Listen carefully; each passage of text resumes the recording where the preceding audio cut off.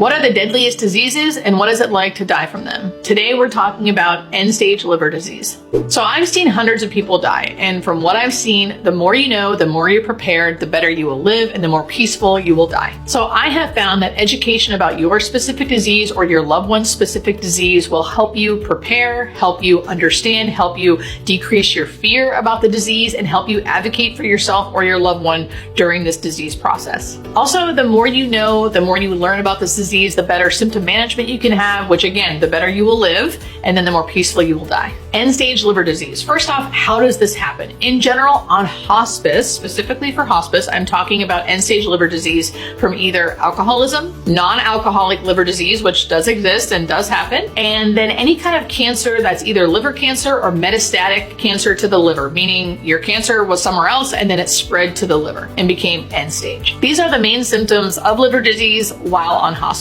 I specifically say while on hospice because you can live a life with liver disease not on hospice. So just so you know, this is specifically for hospice patients. The first thing you will notice is jaundice. Jaundice is a yellowing tint to the skin, which you may or may not notice. Sometimes it can be harder to notice, especially on darker skin.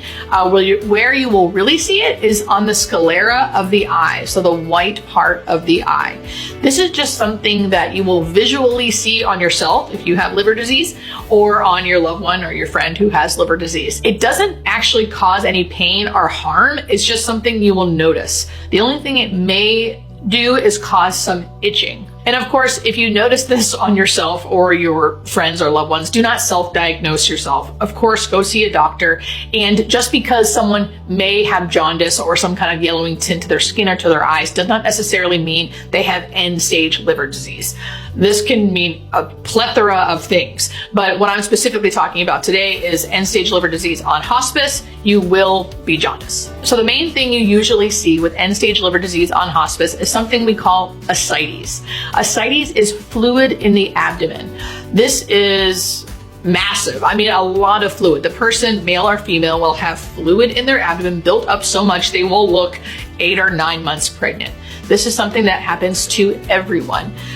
It will need drain for symptom management because, as you can expect, it can hurt and it can cause shortness of breath because it's pushing on the diaphragm. So if I see someone coming on hospice with a lot of ascites, I will always recommend them first not coming on hospice, going to their doctor and getting a drain placed. It's called a plerex. That's a permanent drain placed in your abdomen.